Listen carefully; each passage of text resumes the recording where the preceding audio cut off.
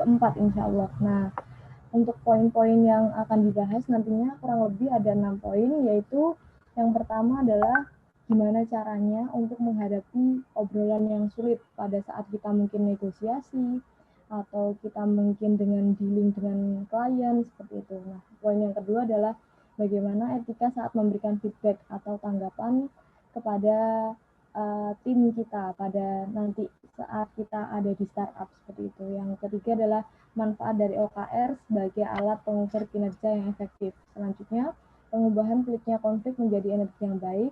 Nah, yang poin selanjutnya adalah apa itu leadership dan bagaimana cara menjadi pemimpin yang baik, seperti itu. Kurang lebih poin-poin yang akan kita sampaikan pada hari ini. Nah, langsung saja kita langsung ke poin yang pertama. Next. Oke. Nah, poin yang pertama ini kita akan berbicara tentang hal yang basic sebenarnya teman-teman, yaitu saat kita mengobrol. Seringkali saat kita mengobrol itu kita sering merasa tidak nyaman atau mungkin merasa obrolan kita itu kurang menarik atau sulit mencari pembahasan dengan orang yang kita ajak ngobrol, seperti itu. Nah, hal-hal tersebut itu biasanya itu timbul karena apa? Topik yang dibahas itu mengenai hal-hal yang kurang enak, seperti penilaian kinerja kita saat ada di suatu tim, atau kita menerima kritikan dari atasan atau pemimpin kita. Terus yang ketiga itu ketika kita mengalami penolakan, contohnya yang di sini adalah ketika kita menjadi tim account eksekutif, menerima penolakan dari klien yang dituju, hal-hal yang seperti itu merasa kita tidak nyaman dan seterusnya menjadikan obrolan itu boring atau mungkin merasa kita ingin segera mengakhiri, seperti itu. Next. Nah, sebelum kita cari tahu gimana sih agar cara menghadapi obrolan yang sulit itu gimana, nah kita perlu mengetahui dulu penyebab percakapan. Oh, kurang besar ya suaranya. Udah besar belum? Udah kedengeran belum? Udah. Oke.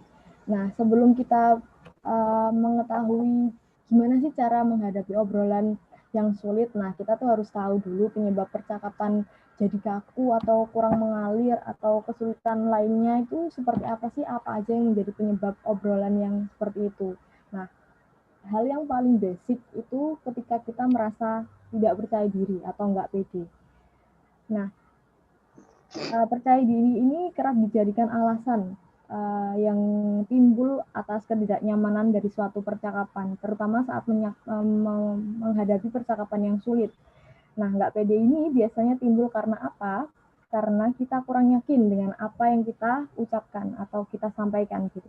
Nah, bisa jadi karena kita merasa apa? Kita merasa nada bicara dari lawan kita bicara itu terdengar mengintimidasi. Hal itu kan jadi nggak nyaman gitu. Jadi kita mau menyampaikan poin yang kita sampaikan itu mikir-mikir kayak gitu. Jadi terkesan mengintimidasi dan membuat kita tidak percaya diri. Nah, hal yang kedua mungkin karena kita pertama kali ngobrol dengan orang tersebut atau klien tersebut. Nah, sehingga kita itu belum mengetahui betul seperti apa karakternya dan gimana kita cara merespon beliau agar mungkin tidak terjadi miskomunikasi atau hal-hal yang tidak diinginkan dalam suatu percakapan.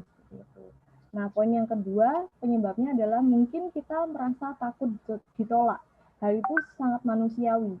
Nah, kan sebagai makhluk sosial, manusia ini ingin diakui dan merasa diterima oleh lingkungannya. Itu udah rasa manusiawi, naluriah yang ngalir begitu aja, seperti itu kan. Nah, begitupun situasi saat ada dalam percakapan. Rasa takut ditolak idenya atau saat bernegosiasi itu menjadi salah satu penghalang dalam membuat percakapan tidak tersampaikan pesannya secara utuh. Jadi dari awal udah ya apa ya nanti kalau aku mengajukan gagasan ini, kalau gagasanku tidak diterima seperti apa, hal-hal seperti itu yang menjadikan kadang pesan yang kita ingin sampaikan itu tidak bisa tersampaikan secara utuh. Nah, karena hal itu maka kita harus menghindari rasa-rasa seperti rasa ingin takut ditolak atau tidak percaya diri, seperti itu. Nah, yang ketiga adalah takut menyakiti orang lain. Nah, pada saat berbicara itu kan peluang untuk timbul konflik itu kan akan selalu ada ya. Perbedaan-perbedaan pendapat yang berujung pada perdebatan itu akan selalu ada. Nah, kemudian hal-hal yang itu juga membuat percakapan itu terasa kaku atau tidak menyenangkan. Selanjutnya adalah tidak menyampaikan maksud dan tujuan dengan jelas. Nah, hal ini sama halnya banyak orang yang terjebak pada obrolan yang tidak nyambung atau kesannya itu aja, sehingga mungkin orang yang diajak mengobrol itu pasti menanyakan, ini poinnya apa sih, ini yang ingin disampaikan sebenarnya apa, seperti itu. Jadi harus di-highlight dulu apa yang ingin disampaikan dan tujuannya apa, seperti itu. Nah, next.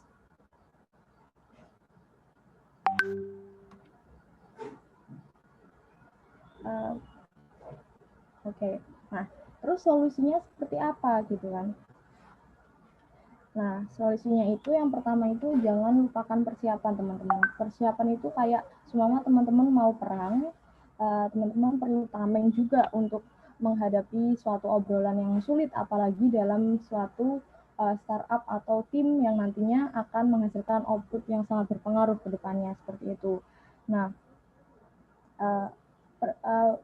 perlu kita ketahui bahwasanya percakapan itu akan menambahkan kepercayaan diri kita karena kita sudah memahami poin apa-apa aja yang nantinya bakal kita katakan. Nah, dari persiapan itu juga teman-teman juga bisa memikirkan respon atau feedback yang diberikan oleh lawan teman-teman bicara nanti. Oh, kira-kira pertanyaan yang timbul nanti apa-apa aja ya. Nanti kira-kira respon yang saya berikan terhadap pertanyaan tersebut seperti apa, seperti itu. Nah, hal yang terpenting selanjutnya adalah cari tahu profil dari orang yang mau kita ajak bicara itu seperti apa. Hal ini sangat penting karena apa? Untuk kita mengenal karakter lawan. Bicara agar nanti kalau udah tahu profilnya, oh sedikit banyak, oh berarti bapak ini atau ibu ini atau mas mbak ini backgroundnya seperti ini. Jadi nanti kita untuk mengobrol itu sudah tahu sedikit banyak tentang beliau. Jadi nggak kaku seperti itu. Nah, setidaknya jika percakapan yang sulit terjadi, kamu sudah tahu respon seperti apa yang kamu berikan. Nah, selain persiapan, hal yang juga tidak kalah penting dalam suatu pembicaraan adalah lokasi atau tempat setting. Seperti itu. Contohnya kalau kita sedang dealing suatu project gitu ya, terus kita ada di cafe yang suasananya ada live musiknya. Tentunya itu akan mengganggu suasana kita saat meeting seperti itu. Jadi semakin kondusif tempat ngobrolnya, maka pembicaraan juga akan semakin menyenangkan. Nah, yang kedua adalah buang jauh asumsi. Asumsi ini tuh yang membuat kita menakutkan hal-hal yang sebenarnya tidak perlu ditakutkan, seperti itu. Jadi kayak jebakan aja yang ada di depan mata dan sangat terasa dekat. Karena apa? Karena kita sendiri yang membuat asumsinya dan seakan-akan asumsi itu valid gitu. Jadi kita yang memvalidasi sendiri kita, yang membuat sendiri kita, padahal bisa jadi pandangan orang terhadap kita itu berbalik berbalik dari apa yang kita asumsikan. Nah, solusinya apa? Caranya adalah membuka pikiran dan peluang dan pendapat orang lain. Jadi open. Jadi ketika ada perbedaan pendapat atau nantinya hal-hal yang tidak sesuai dengan value kita, kita tetap terima dan kita mungkin kalau ingin menyampaikan sanggahan atau apa masih harus disampaikan dengan bahasa yang sopan kayak gitu. Nah, belajar untuk respect terhadap apa yang ada pandangan dari orang lain. Nah, dengan kayak gitu, teman-teman berhasil membuka perspektif dan memberikan ruang untuk lawan bicara teman-teman. Jadinya percakapan itu terjadi dua arah tetap. Nah, yang ketiga adalah menjadi setara. Terkadang menjadi setara itu ketika teman-teman terkadang minder atau kita berbicara dengan orang yang kita rasa memiliki jabatan atau pengalaman yang lebih dari kita kayak gitu. Contohnya kayak staff dengan atasannya. Nah, seperti itu kan biasanya pihak yang merasa memiliki kurang pengalaman atau pengetahuan itu merasa minder seperti itu. Nah, sikap ini tuh sikap inferior yang harus dibuang jauh-jauh. Nah, sebaliknya tumbuhkan sikap percaya diri bahwa kita semua itu mampu menjalankan obrolan dengan baik. Caranya kembali ke poin yang pertama, yaitu jangan lupakan persiapan, karena persiapan itu akan meningkatkan rasa kepercayaan diri kita semua dalam melakukan suatu percakapan. Nah, pembicaraan yang menjadi sulit jika pembicaraan itu akan menjadi sulit ketika ada satu orang yang merasa lebih paham atau lebih mengerti atas segala hal dari lawan bicaranya. Nah, cobalah untuk memposisikan diri untuk tidak lebih unggul ataupun tidak kurang unggul dari lawan bicaramu. Jadi, posisikan setara atau selevel. Jadi, kalau kayak gitu, frekuensinya sudah sama, maka akan lebih mudah untuk melakukan pembicaraan dua arah, seperti itu. Nah, yang selanjutnya adalah buat percakapan menjadi sejelas mungkin. Kan dari tadi kan kita udah berbicara seperti itu ya. Salah satu penyebab percakapan menjadi sulit itu karena terjadinya miskomunikasi. Nah, solusi untuk menghadapi hal ini apa? Yaitu menjelaskan tentang maksud yang kita inginkan kepada lawan bicara kita. Buat lawan bicara kita itu paham, mengerti apa yang kita sampaikan. Misalnya dengan memberikan contoh yang spesifik untuk atau menganalogikan apa yang kita nyatakan, apa pernyataan kita itu kita analogikan. Buat apa? Buat mendukung pernyataan sehingga lawan bicara itu punya perspektif yang sama dengan kita, kayak gitu. Nah, mungkin kalau teman-teman masih kurang yakin atau kurang pede, mungkin mulai dari hal-hal yang sederhana. Mungkin bisa dengan contoh menyampaikan ide atau gagasan minimal ke teman dekat, atau kalau udah mulai terbiasa, kamu bisa mengajak orang lain di sekitarmu untuk membangun percakapan yang kondusif dan menyenangkan. Jadi mulai dari circle terkecil, kalau teman-teman merasa kurang percaya diri untuk melakukan percakapan yang lingkupnya lebih besar, seperti itu. Next.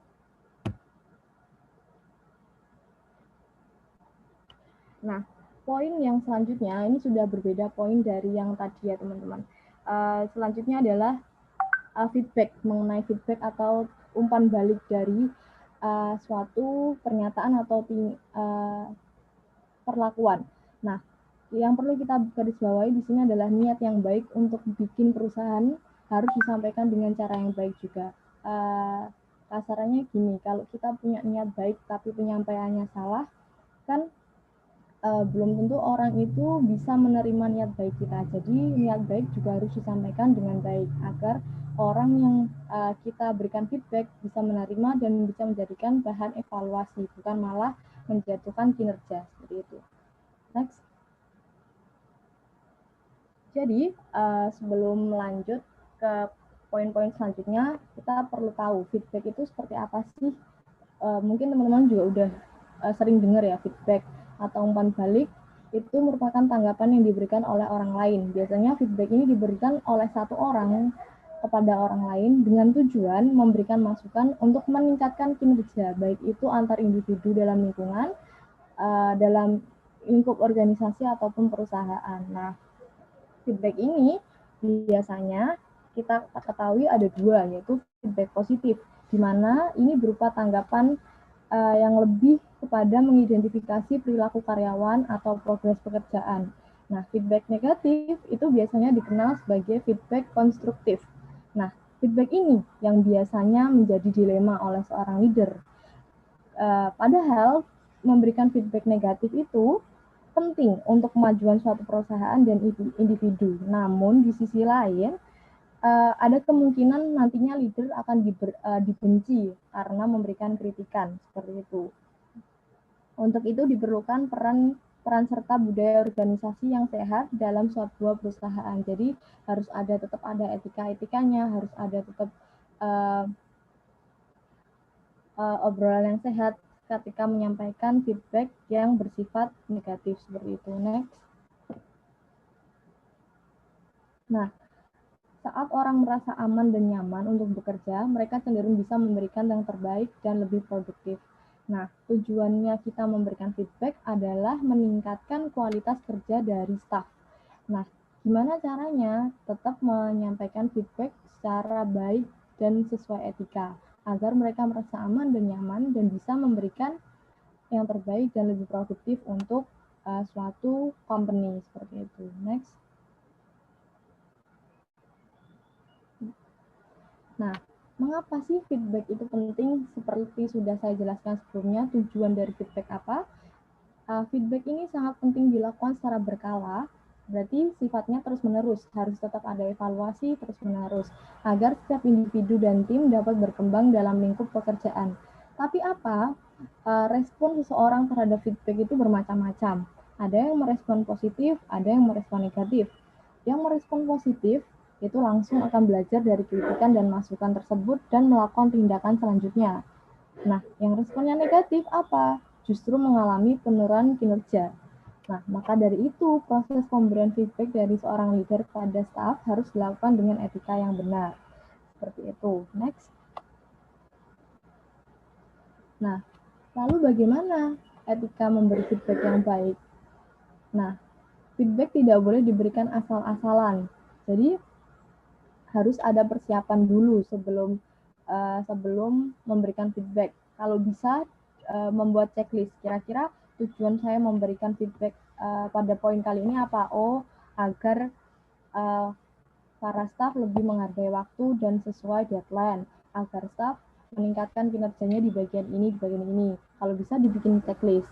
Jadi tidak boleh asal-asalan atau bahkan hanya dikira-kira atau bercermin pada feedback di periode sebelumnya. Jadi malah tahun lalu seputar ini aja feedbacknya. Jadi didasarkan pada itu kan keadaan pada setiap periodenya berbeda dan persoalan yang dihadapi berbeda. Jadi feedback yang diberikan juga harusnya berbeda sesuai dengan permasalahan yang terjadi. Nah, feedback ini kadang-kadang menjadi sesuatu hal yang tricky. Karena apa? Kita di sisi lain sebagai leader harus profesional, namun kita juga harus mementingkan sisi emosional dari staffnya. Bagaimana kita bisa menyampaikan dengan baik seperti itu, sehingga penerimaannya juga tepat. Nah, poin yang ketiga, feedback yang efektif adalah feedback yang bermanfaat dan dilakukan tindak lanjut sesuai dengan tujuannya. Jadi ada follow up. Setelah diberikan feedback, adakah peningkatan kualitas kerja dari masing-masing staff seperti itu. Next.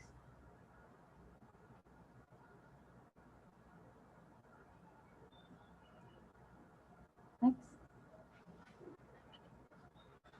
Nah, ini terkait formula tentang etika memberikan feedback. Kita biasanya menyebutnya dengan SPIT, Specific, Positive, Intention, dan Time. Nah, spesifik ini apa maksudnya? Spesifik itu kita terfokus pada satu permasalahan. Jadi, ketika pasti kan di suatu company atau suatu kelompok gitu kan pasti permasalahannya banyak. Kita tidak boleh langsung memberikan atau memerintahkan staf kita untuk menyelesaikan semua permasalahan itu. Kita lebih baiknya satu-satu diberikan penjelasan secara detail. Oh, yang bagian ini, project ini, kurang ini, kurang ini, kurang ini. Nah, ketika project itu sudah selesai, maka boleh dilanjutkan dengan project selanjutnya. Dengan memberikan feedback secara terstruktur, karyawan akan lebih mudah memahami dan menelaah hal-hal yang kiranya perlu dievaluasi itu yang seperti apa, seperti itu. Nah, yang selanjutnya adalah positif. Mohon maaf ya jika ada gangguan suara, soalnya ya lagi di rumah. Nah, poin selanjutnya adalah positif. Nah, gimana caranya kita untuk menyampaikan hal-hal yang sekiranya sifatnya agak sensitif agar tetap terdengar positif seperti itu. Masukan harus diutarakan dengan pendekatan yang positif. Secara tidak langsung, hal tersebut memberikan dukungan secara moral bagi karyawan. Harus diingat lagi, tujuan awalnya kita memberikan feedback itu apa? Kan bukan untuk menjatuhkan karyawan dan membuat mereka menjadi demotivasi. Kan niatnya untuk memberikan masukan agar kedepannya lebih baik. Jadi jangan sampai apa yang kita sampaikan, feedback yang kita sampaikan malah justru menurunkan kinerja dari tim kita, seperti itu. Nah, selain kita memberikan feedback sebagai leader, juga kita harus memberikan dukungan secara teknis pekerjaan, seperti contohnya kayak penyediaan akses bagi karyawan, terus sesi konsultasi saat karyawan-karyawan tersebut mengalami kesulitan, atau hal-hal yang lainnya yang bisa memaksimalkan kinerja dari karyawan. Jadi nggak sekedar memberikan feedback seperti itu. Next. Yang ketiga adalah intention atau tujuan, niat. Nah, hal yang perlu diutarakan pertama kalinya adalah niat atau tujuan kita memberikan feedback kepada staff atau karyawan kita. Nah, penyampaian intention itu dilakukan di awal sesi. Jadi, setelah itu harus memberikan penilaian secara objektif dan hindari berlaku subjektif. Jadi, harus bersifat objektif, nggak boleh subjektif. Jadi, harus berdasarkan apa yang sudah dikerjakan. Kalau bagus ya diapresiasi, kalau jelek ya ditegur dengan baik, kayak gitu. Nah, ketika teman-teman ngasih feedback positif, usahakan berikan saran rinci. Nah, agar apa? Agar bisa meningkatkan komitmen karyawan dengan meningkatkan rasa kepercayaan diri dan pride, sehingga nanti juga menguntungkan perusahaan. Nah, kalau teman-teman ngasih feedback negatif, teman-teman bisa mungkin tetap objektif dan informatif. Berikan penjelasan tentang bagaimana cara untuk memperbaiki dan meningkatkan. Fokus untuk memperbaiki dan meningkatkan, bukan untuk mengungkit-ungkit kesalahan yang sudah terjadi pada feedback negatif. Dan bagaimana seorang leader juga memberikan dukungan apabila karyawan juga mengalami kesulitan, seperti itu. Dengan pendekatan yang seperti ini, karyawan tidak akan merasa dijatuhkan atau demotivasi oleh leader dan akan lebih menghargai setiap masukan yang dikatakan oleh atasannya. Yang keempat adalah time, yaitu waktu yang tepat. Waktu yang tepat itu perlu diperhatikan saat memberikan feedback. Agar apa? Agar bisa diterima secara tepat juga oleh si staff.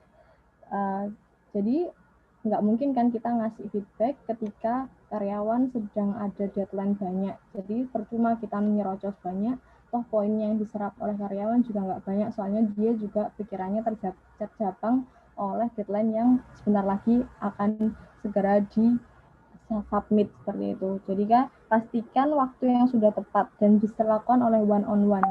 Jadi kalau kita memberikan feedback, baiknya satu-satu gitu. Maksudnya agar apa? Agar kita menghindari karyawan itu merasa dihakimi atau dipojokkan di forum seperti itu. Dan dalam ruang yang tertutup, lebih baik menunda waktu untuk sesi feedback dibandingkan harus dilakukan saat itu juga, namun kondisinya sedang tidak kondusif atau ada tuntutan lainnya, seperti itu. Intinya pada penyampaian saya tentang feedback ini, bagaimana kita menyampaikan niat baik kita dengan cara yang baik, meskipun niat baik itu sifatnya adalah sensitif, seperti itu. Terima kasih. Next, untuk poin selanjutnya silahkan. Ya, poin selanjutnya kita akan membahas tentang OKR sebagai alat pengukur kinerja yang efektif.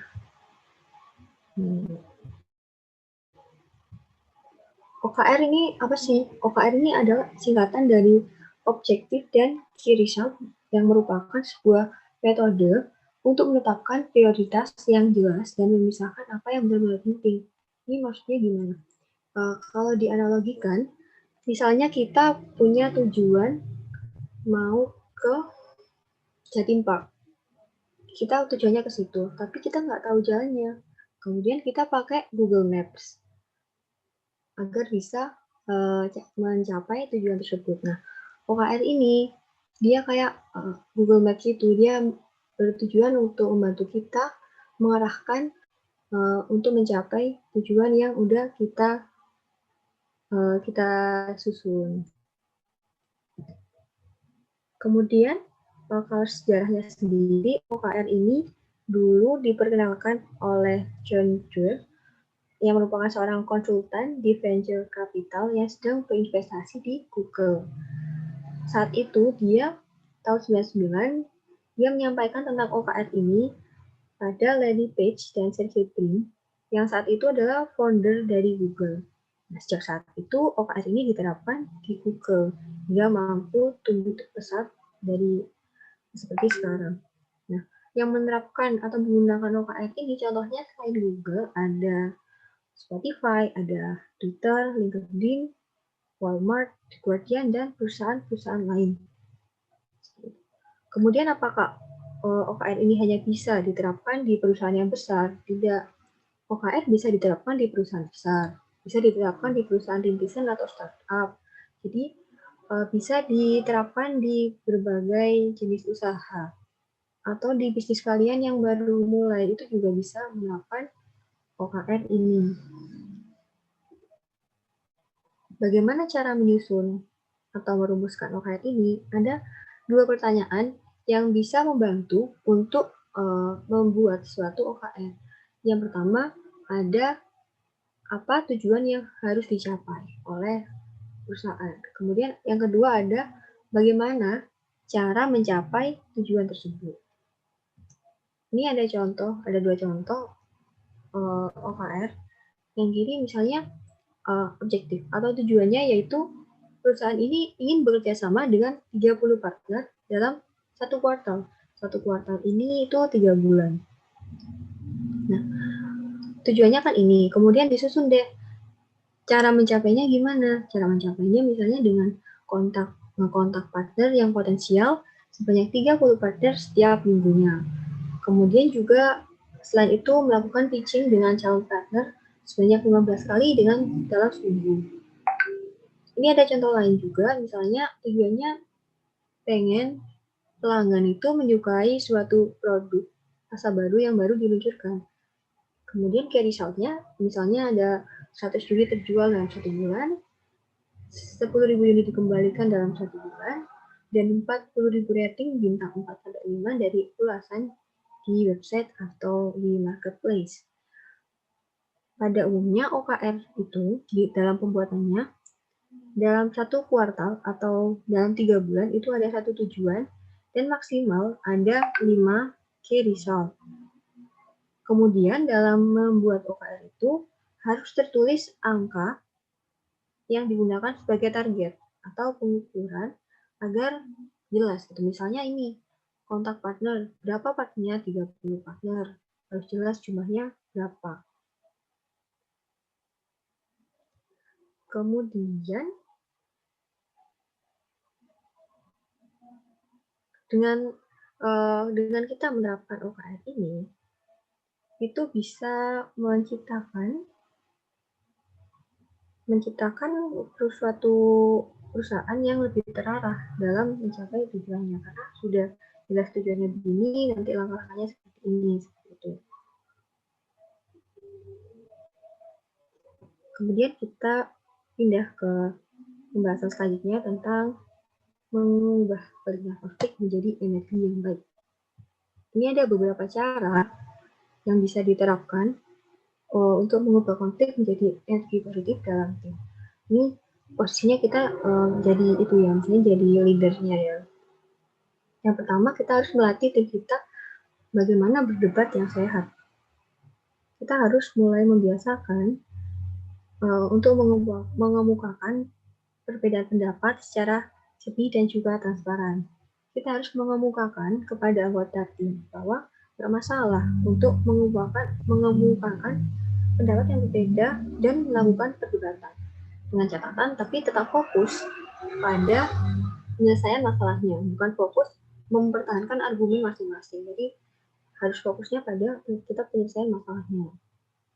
Yang kedua, dengan membangun budaya respect dan saling percaya. Bagaimana membangun budaya respect dan saling percaya ini?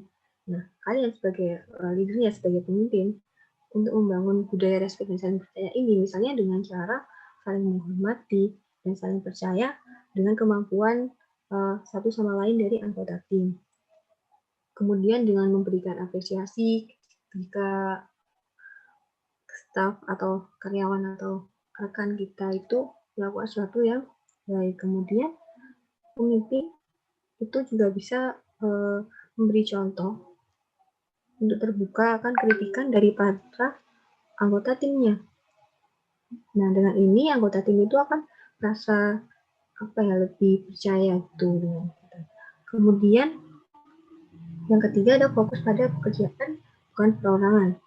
Misalnya kita lagi meeting terus diskusi suatu desain misalnya, tapi karena yang bikin desain itu si X misalnya, kita nggak suka sama orangnya, kemudian kita jadi nggak setuju sama desainnya. Nah, itu nggak boleh. Kita harus fokus pada pekerjaannya bukan perorangannya. Atau juga ada orang yang berpendapat bahwa ketika kita nggak suka dengan hasil kerja orang lain itu nggak suka sama orangnya, kan enggak kan. Jadi kita sebagai pemimpin itu harus menghilangkan, harus melatih pola pikir yang benar gitu kepada semua anggota tim kita. Kemudian yang keempat, yaitu membangkitkan keberagaman cara berpikir. Kita harus mengajak semua anggota tim kita itu untuk berani speak up, atau berani mengutarakan pendapat. Karena biasanya dalam suatu pengambilan keputusan itu ada orang-orang yang maunya ngikut aja, tapi ketika udah keputusannya final, mereka justru protes dan membicarakan hal tersebut di belakang, di luar forum. Nah, hal ini itu karena anggota tim ini belum terbiasa dalam bertanya, berkomentar, dan menyampaikan pendapat. Maka kita harus melatih anggota tim untuk proaktif dan mengambil bagian dari setiap proyek yang dikerjakan bersama-sama. Berlatih untuk mengemukakan pendapat. Karena perbedaan pendapat itu tidak apa-apa. Gitu.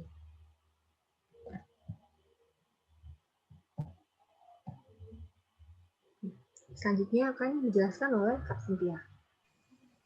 Ya, selanjutnya ya teman-teman. Di sini ada sebuah gambar. Teman-teman bisa lihat sendiri ya perbedaannya. Maksudnya ini udah masuk ke bagian tentang leader. Jadi di sini ada bedanya ya antara perbedaan bos dan pemimpin. Kalau bos itu di gambar yang atas itu terkesannya ayo dan itu menyuruh. Tapi kalau seorang pemimpin itu seorang pemimpin tuh ketika bilang ayo, dia pun ikut lari dan sambil mengajak gitu. Kemudian kalau bos itu lebih ada sesuatu yang misalnya salah, maka ia akan menyalahkan gitu. Tapi kalau seorang pemimpin ketika partnernya misalnya kinerjanya mungkin kurang gitu, nah dia tidak menyalahkan begitu saja, tapi dia juga membantu partnernya ini untuk memperbaiki gitu.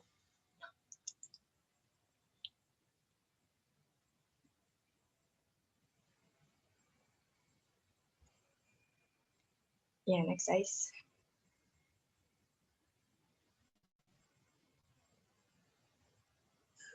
Oh. Nice, kenapa?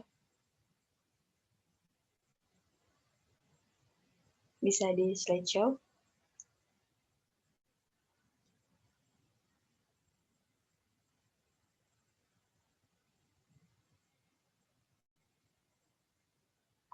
Ya,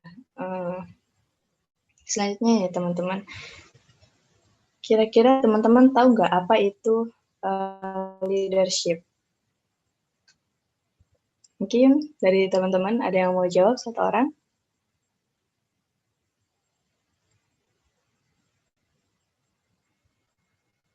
Iya Kak, izin menjawab. Oh ya, namanya ditulis di room chat ya, itu bisa nanti kan ini masih banyak sesi penyampaiannya ya, karena tadi aku lihat nilai pretestnya yang berani jawab dan nanya itu dapat poin gitu, dapat poin 10 gitu. Nanti itu dijadikan penambahan nilai untuk teman-teman. Oke, langsung aja ya tulis namanya di room chat biar nanti kita tahu gitu. Iya Kak, sebelumnya saya Foni dari Biologi B, izin menjawab. Yang saya ketahui dari leadership sendiri yaitu sikap kepemimpinan dari seseorang untuk membawa atau mengajak rekan-rekannya untuk mencapai tujuan yang diinginkan pada di awal sebuah kelompok atau sekumpulan orang-orang itu terbentuk seperti itu. Terima kasih. Ya, terima kasih. Nanti Foni nulis itu ya, nulis namanya ya. Ya, next. Slide-nya.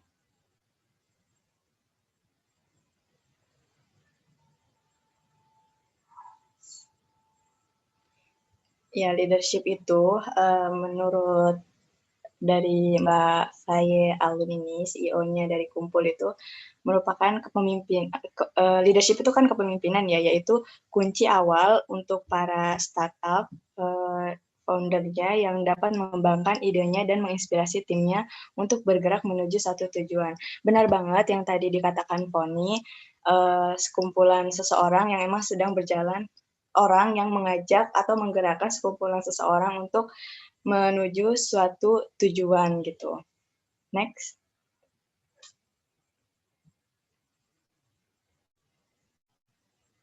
Nah, kepemimpinan juga bisa dikatakan sebagai apa ya, isinya itu tentang visi, pemberdayaan, dan pemikiran yang strategis gitu. Jadi di dalam kepemimpinan itu yang sebuah pergerakannya itu terdapat visi, terus ada pemberdayaan dan juga pemikiran-pemikiran strategis yang memang menghasilkan sebuah ide dan itu berjalan gitu. Next. Nah, biasanya dalam kepemimpinan ini, bagaimana orang dapat mengikuti visi dan bukan karena otoritas. Dan dalam prosesnya itu biasanya merasa diberdayakan dan memiliki rasa kepemilikan. Nah, orang-orang yang merasa bahwa visi pimpinannya mereka itu adalah visi mereka, maka dalam perjalanan kepemimpinan itu, dari orang yang dipimpinnya itu pasti akan merasa memiliki, oh iya, pemimpin saya punya visi ini. Jadi mereka akan merasa mereka bisa gitu untuk diberdayakan dan bermanfaat di dalam sebuah visi itu. Kemudian yang kedua, dalam kepemimpinan itu agar tim bisa termotivasi secara internal, penting sekali sebagai leader itu untuk benar-benar percaya dengan visinya sendiri. Dan leader itu harusnya memang memiliki visi yang jelas gitu dalam menjalankan proses perjalanan menuju sesuatu. Dan tantangannya itu biasanya harus menjelaskan visi yang mungkin masih abstrak dan belum terbayang oleh orang lain. Jadi terkadang yang dialami oleh seorang leader itu biasanya kesulitan gitu untuk mengutarakan atau mengungkapkan apa yang sebenarnya menjadi visinya dia terhadap orang lain, dan itu ya tugasnya leader gitu untuk bisa membuat orang paham gitu. Kemudian yang ketiga, penting juga nih untuk menurunkan visi besar ke tahap-tahapan yang jelas dengan pencapaian dan tenggat waktu yang spesifik. Misalnya ibaratnya kayak kita tuh sedang berjalan nih, leader itu kayak dia tuh nyetir gitu, nyetir di mobil dan teman-temannya itu ya yang di belakangnya gitu. Kemudian dalam satu mobil itu kan menuju sesuatu ya, otomatis mereka sedang ada dalam perjalanan dan artinya mereka sedang berjalan menuju tujuan yang sama gitu. Nah, itu harus diperinci lagi gitu tahap-tahapannya, mau jalan kemana dulu nih yang harus ditempuh gitu. Mau belok kanan kah, belok kiri kah, terus kira-kira kita mau berhenti di mana nih tempat perberhentian sementara, terus kira-kira pom bensinnya ini yang harus kita tempati, maksudnya kita kunjungi, kira-kira kita berhenti di pom bensin mana, intinya itu. Terus udah gitu, kira-kira kita nanti bakalan benar-benar sampai finish tuh kapan gitu. Jadi harus benar-benar jelas banget gitu tentang leadership ini. Next.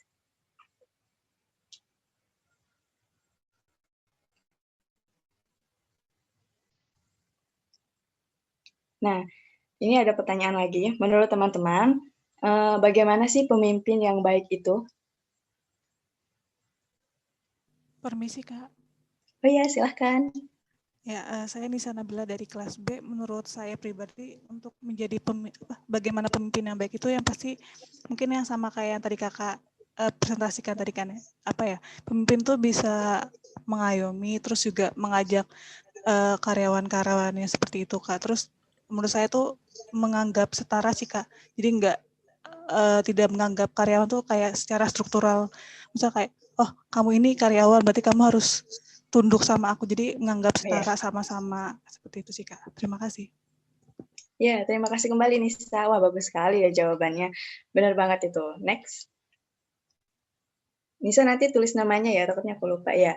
Jadi pemimpin yang baik itu pemimpin yang mampu menggerakkan sekumpulan orang untuk berkolaborasi bersama dan mencapai visi yang sama. Ibarat yang tadi saya bilang mobil itu ya, misalnya ibarat mesin yang di dalamnya itu banyak roda giginya, dan itu harus bisa saling menggerakkan satu sama lain gitu. Ya benar kata Nisa, tidak menganggap apa ya, pokoknya intinya harus setara gitu. Dan jika ada satu roda saja yang memang tidak bisa berjalan sebagaimana fungsinya, maka itu akan merasa bakal ngaruh ke semuanya gitu. Jadi bagaimana seorang pemimpin itu harus benar-benar mampu untuk menggerakkan sekumpulan orang agar bisa kolaborasi gitu untuk mencapai visi yang sama, itu pemimpin yang baik gitu. Next. Nah, ini terdapat hal yang penting yang harus dimiliki oleh seorang leader. Teman-teman, tidak dipungkiri ya, di sini mungkin teman-teman belajar tentang kewirausahaan yang memang berkaitan dengan startup, pasti seorang leader itu ya misalnya kayak berkaitan dengan CEO, tapi teman-teman kan masih muda ya, yang mana tidak hanya berkaitan dengan CEO saja, tetapi teman-teman itu kan bisa menjadi pemimpin di masa yang akan datang gitu. Jadi di sini belajar, siapa tahu teman-teman bisa menjadi leader gitu di masa yang akan datang, maka hal yang harus teman-teman penting dimiliki sebagai seorang leader, yang pertama adalah visi. Jadi visinya itu harus jelas, karena kalau jelas maka orang itu bisa mudah mengikuti visi dari seorang pemimpinnya gitu. Dan sangat penting bagi seorang pemimpin untuk memiliki visi yang jelas tentang apa yang ingin dicapai oleh seluruh gerakan atau sekelompok orang yang ada di dalam kumpulannya itu atau organisasinya. Dan visi ini bukan hanya sebatas key performer indicator aja atau target, tapi juga harus menjadi sesuatu yang dapat menginspirasi orang, terus sesuatu yang dapat membuat orang merasa bahwa mereka tuh punya dampak. Jadi penting banget ya visi dari seorang leader ini, kayak bukan pokoknya sih, maksudnya bisa gitu memiliki dampak untuk orang sekitar gitu. Kemudian yang kedua itu ada self awareness. Awareness ini jadi kayak kepemimpinan itu tentang memimpin orang dan memanfaatkan sumber daya yang beragam untuk mencapai tujuan bersama.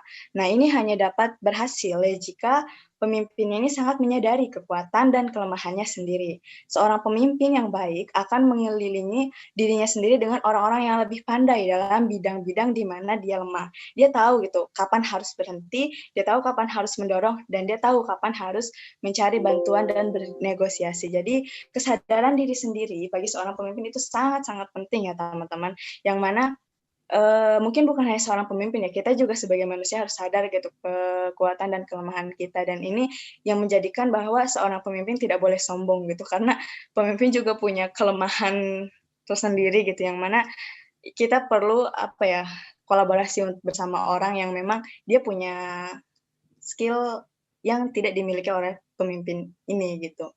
Kemudian yang ketiga ada rendah hati.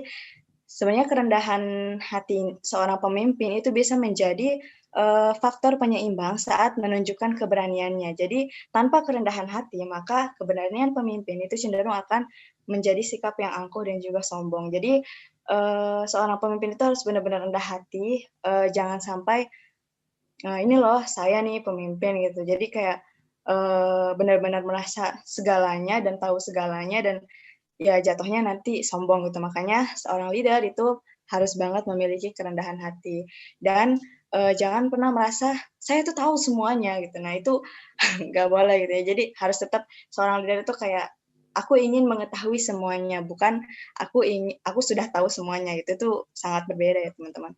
Kemudian yang paling penting yang keempat yaitu compassion. Compassion ini lebih ke belas kasih gitu. Maksudnya kayak apapun yang misalnya dilakukan kayak dari partner kita ya, atau dari kita sendiri, tidak peduli situasinya, kesalahan, beban, atau hal-hal yang emang dalam prosesnya itu harus dibimbing yang benar-benar oleh belas kasihnya. Maksudnya kayak kita tuh mengerti banget posisi orang lain gitu, dan intinya tuh perspektif ya, sudut pandang. Nah, sudut pandang. Jadi kita harus menyadari bahwa kita tuh dengan cinta, dengan belas kasih, dengan rasa kasihan lah gitu ya, itu udah menunjukkan bahwa kita tuh peduli dan mengerti posisinya dia gitu. Dan dengan compassion ini itu bisa membuat hubungan antara partnernya itu kayak adil dan adil gitu. Jadi lebih ke mengerti posisi dia, terus kayak oh iya ya kasihan juga ya dia kalau ini gitu. Jadi seorang pemimpin itu harus benar-benar merasakan itu gitu. Dan compassion ini itu merupakan kekuatan di balik suatu perkumpulan atau ya organisasi gitu ya yang benar-benar kokoh dan kuat gitu. Dan dari compassion ini itu bisa kayak membuat satu sama lain itu terikat gitu, mengikat satu sama lain gitu sehingga ya keterikatan kekeluargaannya itu kuat gitu. Next. Nah ini terdapat 3 cara pemimpin hebat yang memang peduli pada timnya. Yang pertama itu dekat secara personal, artinya punya ikatan yang lebih dalam dengan karakter individunya ya, bukan hal lain gitu. Dan pemimpin yang hebat itu dia akan peduli dengan cara menunjukkan ketertarikan pada aspek yang berhubungan dengan pekerjaan minimal ketika dalam proses berjalan gitu ya. Kan ini namanya dekat personal ya. Jadi pemimpin tuh kayak ya deket banget gitu, deket banget sama partnernya gitu. Tapi ya dalam batas dalam batas pekerjaan gitu. Dan biasanya nih contoh sederhananya ya, misalnya ada partner kita yang mungkin ulang tahun gitu ya, udah pemimpin itu kayak sambut ulang tahun gitu lah, maksudnya kayak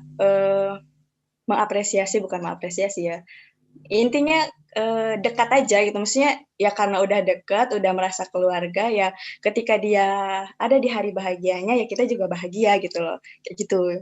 Terus yang kedua ini tunjukkan hasil pengukuran ya, maksudnya jadi kalau semisal pemimpin itu pasti paham gitu terkait dengan kinerja-kinerja yang udah dilakukan oleh partnernya gitu. Jadi setelah melakukan penilaian kerja itu biasanya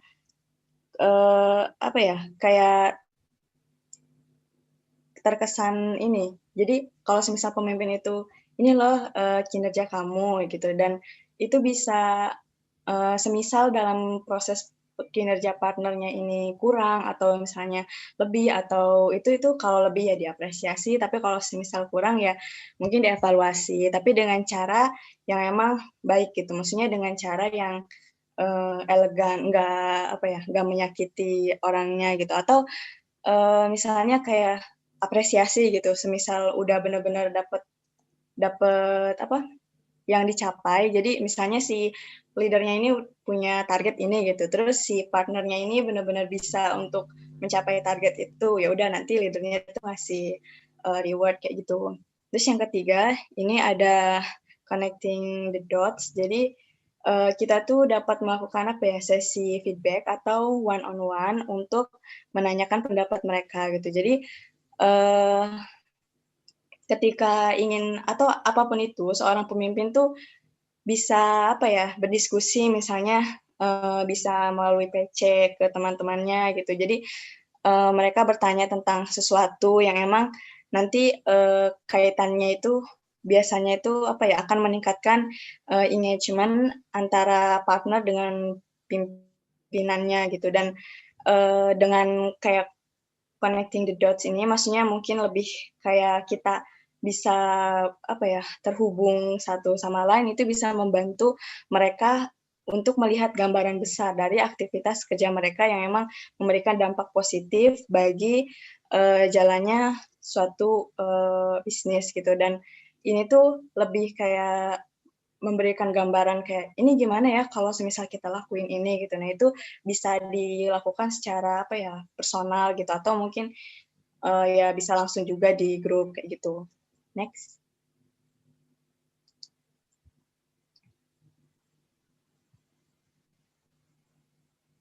Ais. Nah, selanjutnya ini ada kira-kira seperti apa sih seorang pemimpin yang biar ketika dia memimpin itu efektif gitu. Ada hal yang mendasar, ini ada 5. 5 hal prinsip yang memang dianggap penting untuk dimiliki seorang pemimpin. Yang pertama, seorang pemimpin itu memiliki etika yang baik dan mampu memberikan rasa aman. Tadi juga sudah disinggung ya terkait dengan cara feedback, kemudian terkait dengan bagaimana memberikan rasa aman sehingga bisa meningkatkan produktivitasnya. Kemudian yang kedua, itu dapat memberikan arahan yang jelas. Jadi penting banget untuk seorang pemimpin atau leader itu bisa menjelaskan visi sehingga arahannya itu nanti jelas gitu. Kemudian yang ketiga, menumbuhkan budaya pembelajaran dan evaluasi. Jadi di dalam sebuah perjalanan atau mungkin ini bisa ditempatkan di ketika meeting gitu ya, itu bisa menumbuhkan kayak budaya pembelajaran. Jadi di mana pertemuan meeting itu kayak budaya belajarnya, diskusinya itu benar-benar jalan gitu. Dan kalau semisal ada hal yang perlu dievaluasi, ya evaluasi gitu. Kemudian yang keempat, mendorong tim untuk tumbuh. Seorang leader itu pasti harus banget gitu punya dorongan untuk timnya itu agar tumbuh gitu. Jangan sampai stagnan atau mungkin bisa sampai ke bawah gitu. Kemudian yang kelima, terakhir, ini membangun hubungan baik secara personal gitu. Jadi dalam memimpin dan berpartner itu harus banget gitu. Seorang pemimpin itu secara personal dengan anggota-anggota yang lainnya itu berhubungan baik dan harus satu visi dan satu pemikiran, dan semisal hubungannya tidak baik ya gimana mau berjalan gitu. Jadi benar-benar jangan sampai ke sifat keegoisannya atau hal-hal yang buruknya itu bisa mempengaruhi hubungan secara personal gitu. Next. Nah, ini yang selanjutnya, mengapa ya terkadang CEO itu mengambil keputusan yang buruk? Mungkin dari teman-teman ada yang mau menjawab?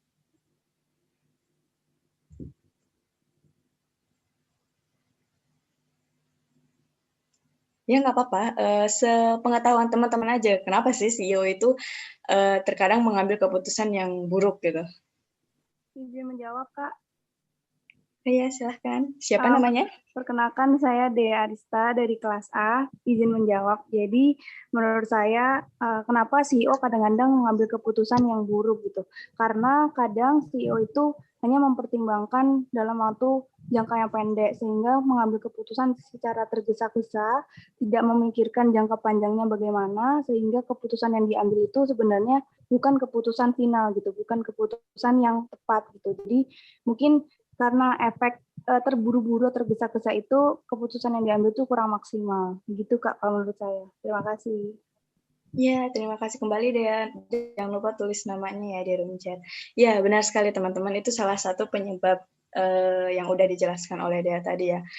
Namun memang sebenarnya kan CEO juga hanya manusia biasa yang kadang bisa keliru juga dalam mengambil langkah dan bisa menyebabkan keputusannya itu hasilnya buruk gitu. Tapi itu semua nggak masalah sih, semisal CEO mengambil keputusan yang mungkin buruk, karena kan buruk baik itu tergantung cara pandang. Tapi ya emang kalau dalam segi secara pasti itu kalau emang buruk ya buruk gitu. Tapi selama bisa mengatasi penyebabnya, selama bisa mengatasi dampak dari itu ya nggak masalah. Tapi coba kita next. Ini memang beberapa hal yang bisa menyebabkan CEO itu salah dalam mengambil keputusan. Yang pertama, memang terlalu mengandalkan intuisi.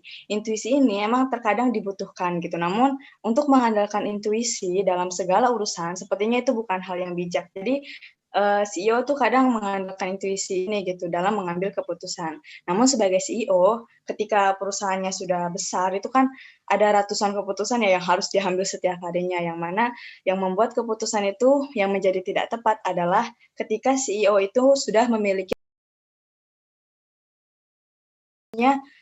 pemikirannya itu yang jernih, yang kadang harusnya pada saat hari itu dia memikirkan tentang solusi yang lebih jernih, ternyata terhalangi oleh jawaban-jawaban yang udah dia template dari awal gitu. Sehingga hasilnya itu ya berbeda gitu dengan yang hari ini dan juga yang kemarin gitu.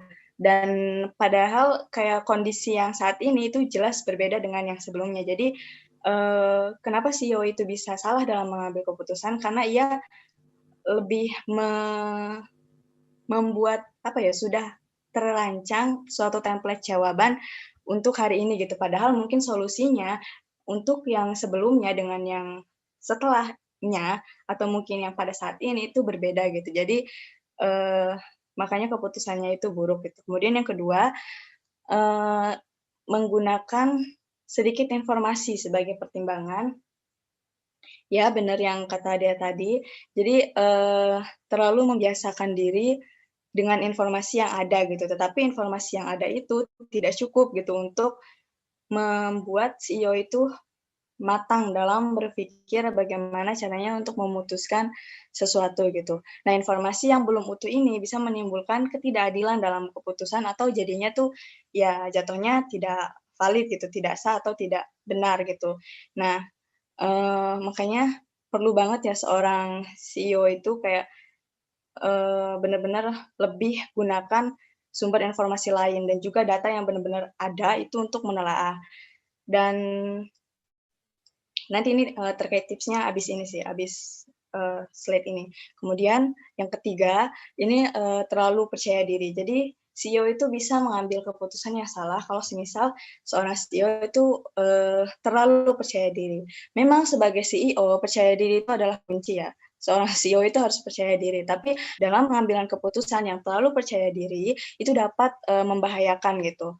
Kenapa? Karena berarti kayak CEO ini merasa dia sebagai CEO itu kayak orang yang merasa kayak orang yang paling pintar gitu, sehingga dia tanpa pertimbangan apapun karena dia percaya diri dengan dirinya sendiri, ya udah gitu akhirnya dia memutuskan dan segala hal sesuatu yang baik atau buruk kan bisa terjadi gitu. Namun seharusnya ya kalau dalam hal keputusan atau apapun itu lebih baiknya itu didiskusikan dengan partnernya juga gitu. Jangan sampai terlalu percaya diri, dirinya merasa benar, langsung buat keputusan itu gitu. Kemudian yang keempat, terdapat sudut pandang yang terbatas gitu. Nah, mungkin begini, ketika sebuah perusahaan yang masih tumbuh, masih berkembang, masih skalanya masih kecil, itu CEO pasti lebih kayak bisa gitu memegang pekerjaan di masing-masing divisinya gitu.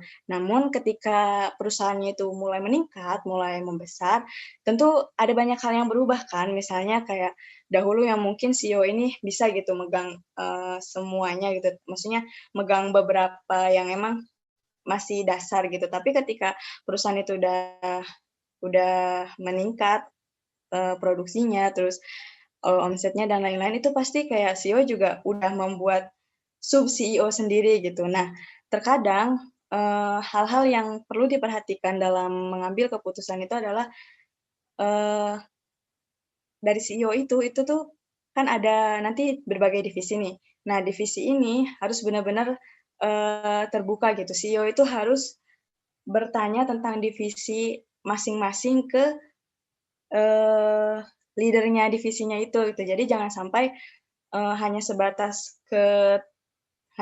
informasi yang dia tahu dan dia kayak merasa oh ya udah gitu. Karena dari yang dulu yang sebelum besar dengan yang setelah misalnya perusahaannya besar itu berbeda gitu, sehingga solusinya itu tanyakan pada yang level menengah atau tingkat manajerialnya itu bagaimana perkembangannya gitu sebelum dan sesudahnya gitu, sehingga lebih terstruktur gitu. Dan kalau semisal nggak kayak gitu, itu bisa tidak kurang gitu datanya, sehingga masuklah ke sudut pandang yang memang terbatas atau sempit. Next. Nah ini tipsnya, guys, next. Nah ini tips untuk nanti semisal teman-teman menjadi CEO, agar tidak salah dalam mengambil keputusan. Yang pertama, perlambatlah proses pengambilan keputusan. Dalam arti, coba deh kita lebih kayak bisa apa ya, kalau semisal keputusan itu benar-benar harus urgent dan harus pada saat itu, mungkin ya minimal kayak gunakan kerangka dasar gitu. Jangan sampai kayak hanya benar-benar langsung penting sebuah keputusan itu ada, jadi benar-benar harus cepat gitu, tapi minimal diperlambat gitu, kayak mikir dulu, ini benar nggak ya? Balik lagi ke visi yang awal yang udah dibuat dulu gitu, kira-kira benar nggak ya keputusan yang saya ambil ini gitu. Kemudian yang kedua, coba berulang-ulang tanyakan pada diri sendiri, apa yang harus saya cari tahu saat ini dan apa yang belum saya ketahui. Jadi ini mungkin lebih ke keputusan yang tidak benar-benar pada saat itu juga ya. Misalnya semisal CEO tuh kayak merasa, wah ini ke depannya gimana ya. Nah, seorang CEO itu harus ya bertanya pada dirinya sendiri, apa sih yang harus saya cari tahu saat ini dan apa ya yang belum saya ketahui itu CEO harus tahu tentang itu gitu. Kemudian yang ketiga, CEO ini tidak ahli dalam semua bidang. Ingat ya bahwa CEO bukan orang yang ahli dalam semua bidang. Jadi sebagai CEO, berikan kepercayaan pada anggota tim untuk berusaha semaksimal mungkin dan berfokus pada kompetisi yang partnernya miliki masing-masing itu, sehingga apa ya, adanya keterikatan. Ya pokoknya keterkaitan gitu, keterkaitan satu sama lain gitu. Kemudian yang keempat, jangan mengandalkan visibilitas yang sempit, yang kayak tadi gitu ya. Jadi perluaslah jejaringnya sebagai CEO dengan misalnya kayak manajer lintas divisi itu agar mendapatkan informasi yang lebih menyeluruh dan detail. Kemudian yang kelima, evaluasi secara transparan tentang pertimbangan dari keputusan tersebut dan disediakan solusi yang win to win gitu, dan itu lebih apa ya, berguna gitu untuk pokoknya evaluasi dulu gitu ketika ada keputusan yang memang direncanakan, lebih baik evaluasi dan pertimbangkan keputusan tersebut gitu. Kemudian yang keenam, cari waktu untuk berpikir sendiri secara jernih dan matang. Ini perlu ya dilakukan dengan meluangkan waktu untuk memikirkan masalahnya apa, solusinya apa, kemudian lihat celah atau potensi yang bisa membantu seorang CEO itu dalam mengambil keputusan. Jadi ada masalah, ada solusi, dan di tengah-tengahnya itu gimana gitu. Kayak gitu teman-teman. Oke, next. Ya itu saja. Oh, ini terakhir, ada sebuah kutipan ya teman-teman, bahwa pengusaha sejati itu tidak membangun bisnis untuk mendapatkan funding. Dan dengan atau tanpa funding itu dia bisa tetap menjalankan bisnisnya gitu teman-teman. Jadi ya ini buat kita semua ya, semisal kita bangun bisnis, ya dengan funding atau without funding, funding itu udah tetap jalan gitu usahanya itu. Ya itu saja teman-teman, semisal ada pertanyaan, kita buka sekarang. Tuh, nanti yang bertanya itu bisa mendapatkan poin ya untuk postes prioritas Kak, tadi. izin tanya, Kak. Oh iya, silahkan. Iya, saya Lydia dari saya Lydia Gari dari kelas B, izin tanya ya, Kak. Saya mau tanya mengenai poin pertama dan terakhir yang kita bahas, yaitu cara kita menghadapi obrolan yang sulit dan juga tentang masalah pemimpin ini, Kak.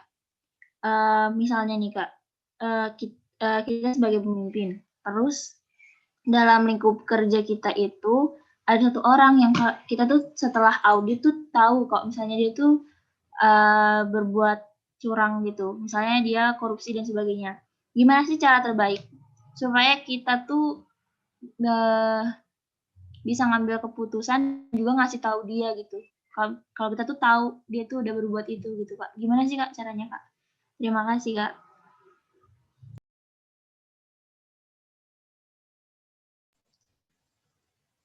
Ini dirimu berbicara dari sisi seorang leader atau cara untuk, kamu berarti bertanya tentang bagaimana seorang leader menyikapi case tersebut dan kamu bertanya bagaimana harus feedback-nya gitu ya? Iya, jadi kita gimana cara ngomong ke orang tersebut tuh gimana dan apa sih keputusan yang terbaik gitu, yang apakah kita langsung memecatnya atau kita ngasih tahu dulu kalau kita tahu dia itu ada berbuat curang atau gimana gitu, Kak? Oh ya, Ya, pertanyaan yang bagus ya, Lydia. Nanti kamu tulis nama ya, nama sama NIM dan kelas. Kalau pengalamanku ya, kalau kayak gitu maksudnya aku belum pernah dan semoga tidak mengalami case yang seperti ini.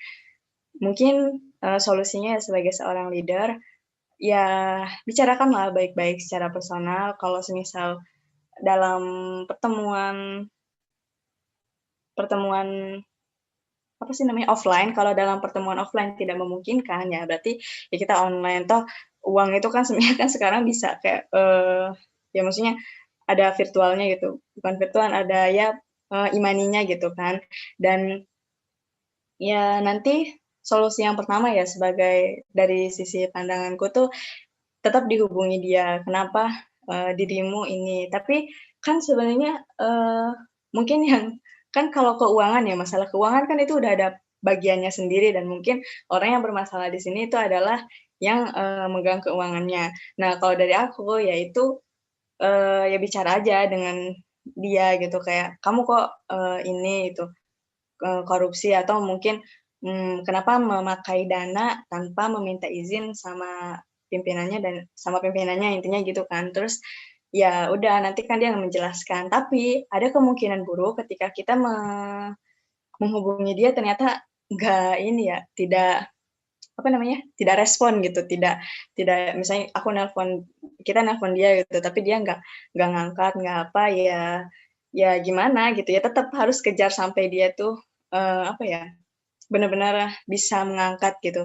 Dan semisal akhirnya kayak, putus kontak, ya udah, kalau dari aku sendiri ya solusi terbaik ketika orang yang kayak gitu, karena aku ada pengalaman sih, aku sharing aja ya di sini. Aku ada pengalaman kayak orang itu ya hampir menipu, bahkan mungkin sampai sekarang tuh menipu gitu. Jadi,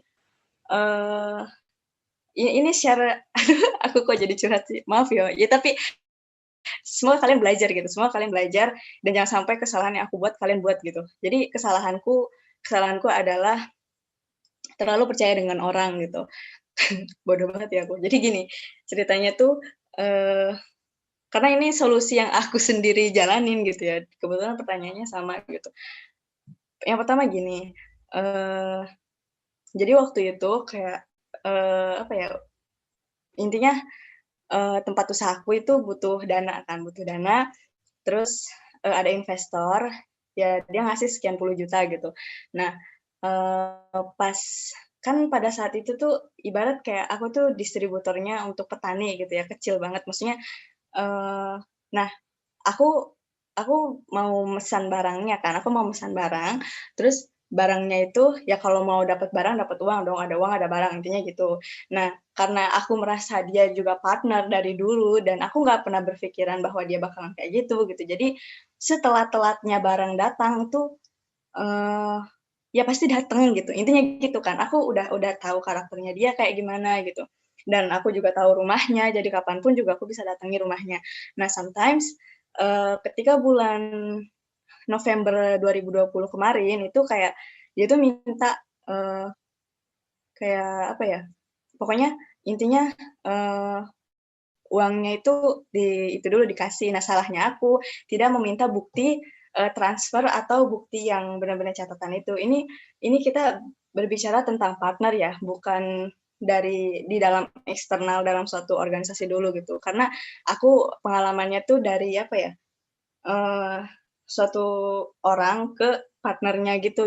Dan ketika aku berpartner sama dia, itu kayak dia tuh aku kan udah bayar gitu ya, sekian puluh juta, terus dan barangnya itu nggak dikirim gitu dari November sampai sekarang, dan uangnya juga nggak ada, kan aneh banget ya gitu. Otomatis kalau udah kayak gitu jatuhnya penipuan dong. Nah, cara yang aku lakuin waktu itu adalah, ya aku hubungin bapaknya ini gitu, kayak, "Pak, gimana gitu, barang nggak ada kok, uang nggak ada," gitu kan. Terus akhirnya bapaknya bilang, "Iya iya tenang, April itu udah saya kelola lagi gitu, pasti saya kirim barangnya," dia bilang gitu. Ternyata sekarang udah Mei itu nothing gitu, nggak ada apa-apa gitu, nggak ada, ini terus ya udah akhirnya kayak ya solusi yang sekarang itu ya terus hubungi dia gitu, walaupun dia kayak selalu ngeles gitu kayak iya nanti saya ganti, tenang saja saya tanggung jawab gini-gini, tapi sampai sekarang tuh nggak diganti. Dan ya pokoknya kita cicer aja dia terus, dan kalau bisa tuh datengin rumahnya gitu. Datengin rumahnya, kayak minta kepastian gitu. Semisal nggak ada kepastian atau apa, ya udah kayak kamu bisa menilai sendiri, kamu bisa buat solusi sendiri. Kayak kalau aku solusinya gini kayak, oh gitu ya, ternyata menilai seseorang itu dengan uang itu mudah gitu. Kalau orang itu tidak tanggung jawab, dia mengelola uang, berarti dia ya akan kelihatan gitu karakter seseorang dari uang. Jadi ya akhirnya yang aku dapat itu belajar gitu, oh ternyata sedewasa seseorang usianya lebih dari 40 tahun ternyata tidak menunjukkan bahwa dia itu bijak gitu, terutama dalam pengelolaan keuangan, dan dia bahkan menipu seorang seorang anak yang ya Allah usianya masih di bawah 25 tahun gitu. Dan oh ya udah gitu. Jadi ya solusi yang harus dibuat gimana caranya ya uang yang udah nggak ada itu kita dapat lagi dengan sendiri gitu ya. Pasti ada jalannya gitu, dan jangan lupa ya berdoa gitu. Nah, mungkin dalam hubungan internal nanti, dalam misalnya aku leader gitu, leader dalam suatu kelompok dan semisal ada yang kayak gitu, ya udah gitu. Makanya ketika apa ya?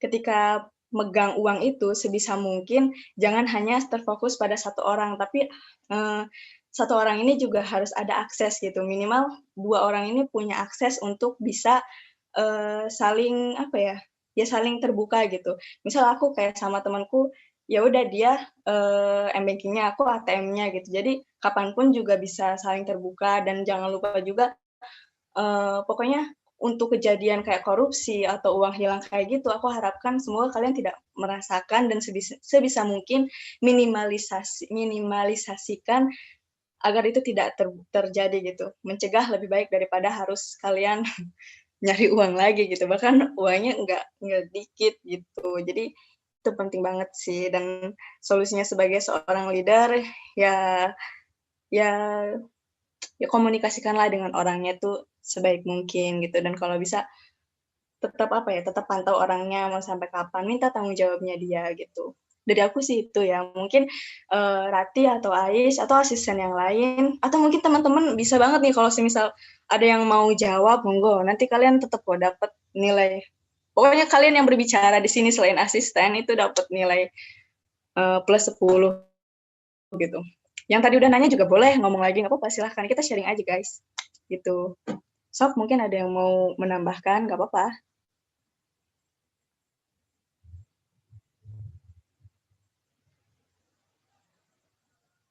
Ya mungkin Lydia kurang, atau mungkin ada yang mau ini misalnya kayak ya kasihin kalau kurang gitu, misalnya kamu mau nanya apa lagi gitu. Kalau misalnya, ya saya izin juga ya Kak. Kalau misalnya nih Kak, dalam itu kan kita misalnya dalam skala besar gitu. Terus kita kalau nggak ada jalan keluar, apakah kita polisikan atau gimana gitu Kak? Karena kan Iya, bisa. Oh iya. Iya, kenapa? Karena kan kalau misalnya orang ada masalah yang besar kayak gitu kan biasanya mereka lebih emosional ya. Ya. Terus kalau misalnya kita membuat keputusan itu dan jadinya malah menempatkan diri kita dalam bahaya gitu Kak. Apakah justru kita lebih baik, oh nggak usah deh, kita nggak usah laporin dia ke polisi gitu. Ini, makanya aku bilang tadi aku tuh bodoh gitu. Harusnya tuh pada saat transaksi itu ya, itu ada bukti gitu. Nah, pada saat itu aku nggak ada bukti, jadi aku juga bingung mau ngajuin ke hukum juga karena nggak ada bukti yang kuat gitu. Karena waktu itu ngasih uangnya tuh langsung gitu, bukan transfer. Semisal ya kalau melalui bank kayak transfer gitu, ya udah gitu, pasti ada bukti kan, dan kita bisa ngajukan ke hukum gitu. Nah, kalau dirimu itu ada buktinya bahwa dia emang ya kayak tentang masalah keuangan itu, ya nggak apa-apa, silahkan aja. Mungkin jangan dulu lapor ke polisi atau ke ini ya, lebih kayak konsultasi dulu dengan mungkin orang-orang yang ahli hukum, ahli pasal-pasal kayak gitu. Karena kan ini menyangkut internal juga kan, apalagi partner kita gitu. Masa sih kita mau menjerumuskan orang, maksudnya partner kita sendiri gitu. Kalau ada bukti kuat, ya lanjut aja. Oh iya, oke Kak. Terima kasih atas jawabannya. Ya, sama-sama.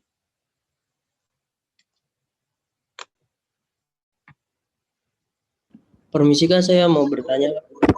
Ya, monggo. Mungkin sebelumnya aku boleh nambahin sedikit nggak Kak tentang Lydia tadi Kak?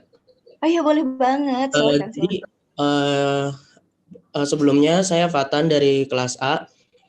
Izin menambahkan juga terkait persoalan Lydia tadi. Mungkin sepengalaman saya ya terkait itu. Jadi sebenarnya korupsi itu tuh tidak hanya menguntungkan atau jadi menguntungkan seseorang atau menguntungkan diri sendiri aja tuh. Karena pada prosesnya korupsi itu juga bisa dari namanya misadministration gitu. Kayak misalnya salah pencatatan soal keuangan atau pokoknya jadi benar-benar kan korupsi kan benar-benar identik sama yang namanya keuangan ya. Itu jadi sirkulasi sama perputaran keluar masuk pokoknya lalu lintas keuangan itu benar-benar harus jelas keterangannya gitu. Mungkin bisa diaudit juga tuh dari situnya. Kemudian saya ingin bertanya Kak terkait budaya respect dan saling percaya. Mungkin kan untuk kalau startup sekarang kan banyak yang dari generasi muda ya Kak.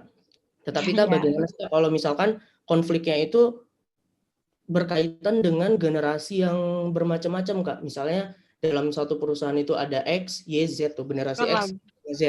Itu gimana sih Kak cara kan karena setiap generasi kan mempunyai behavior masing-masing ya Kak. Itu gimana sih Kak cara membuat budaya respect dan saling percaya ketika CEO-nya misalnya itu anak muda sedangkan yang di bawahinya tuh generasi X gitu Kak. Gimana ya Kak? Terima kasih Kak. Iya, terima kasih kembali Fatan. Mungkin nanti aku jawab ya, tapi semisal dirimu mau menambahkan atau kayak udah ada gambaran solusinya, ya nggak apa-apa nanti tanggapin aja gitu. Kalau ya benar banget sih, aku juga kadang merasa gitu. Jadi